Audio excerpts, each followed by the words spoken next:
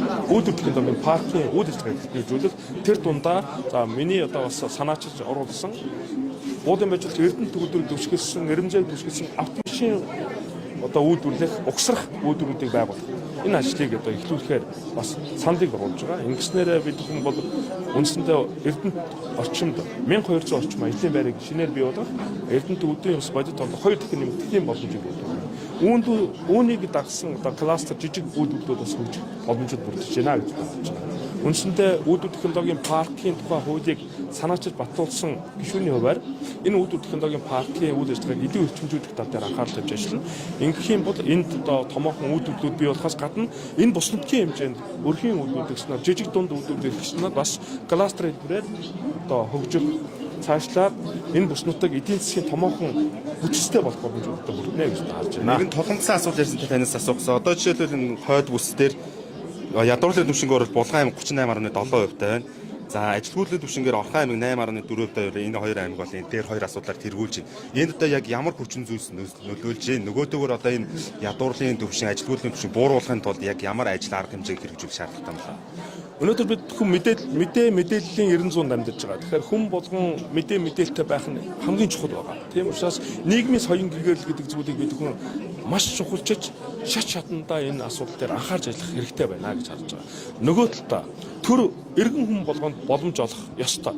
Мэдээж иргэн хүний тусын тул төр оршин тогтнодог учраас бид хүн иргэнд боломж олох тэр боломжуудыг хууль эрхцэн хүрээнд нь бий болгож өгөх ёстой маа гэж харж байна.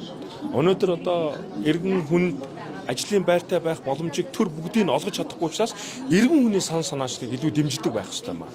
Ийм учраас одоо улсын хурлын даргын бас захирамжаар 82 тоо захирамжаар жижиг дунд үйлдвэрлэлчдийн эрхчлийг дэмжих хуулийг одоо хэрэгжилтэнд одоо анхаарах, дээрэс нь бичиг бизнес эрхчлийг дэмжих хууль эрхцэн орчин боловсрон болох ажлын хэсэг гарч ажиллаж байна. Энэ ажлын хэсгийг бий хахаж ажиллаж байгаа.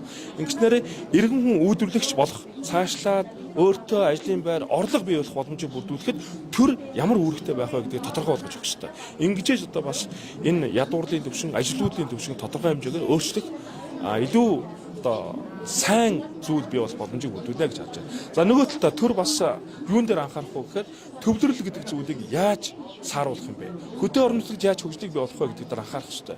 Ингэжээд бид хүн бас тэр боловсролын систем дээр, эрүүл мэндийн систем дээр тухайлбал тухайн орон нутагт ажиллаж амьдрах бүтцийг бий болгох хэрэгтэй.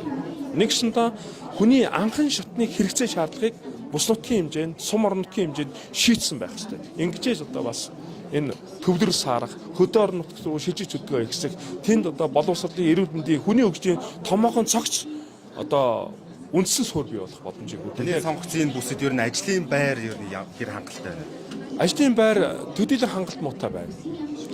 Ажлын байрыг бий болгохын тулд төр иргэн хүний санаачлалыг дэмжих ёстой гэж харж байгаа. Тэр утгаараа би түрүү хэлсэн одоо бичил бизнес эрхчлийг дэмжих хуулийг боловсруулах ажлын хэсгийг халж байна. Тэгэхээр иргэн хүн санаач гаргаад бизнес эрхэж байгаа тэрийг төр хэрхэн дэмжих вэ гэдгээс асуудлыг хуульчилж илүү тодорхой болгож одоо гаргаж өгнө. Ингэснээр одоо иргэн хүн төрөөс дэмжлэг авч өөртөө орлого олох, өөртөө ажлын байр бий болох боломжийг одоо бүрдүүлж өгнө гэж таарж байна.